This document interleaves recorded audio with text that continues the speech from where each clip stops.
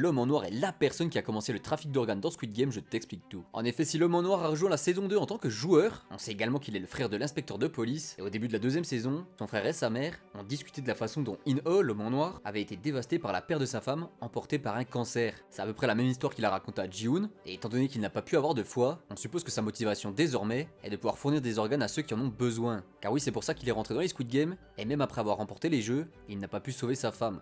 Et lorsqu'il a vu que personne n'était prêt à donner un foie pour une mère et son fils, il a perdu toute foi en l'humanité.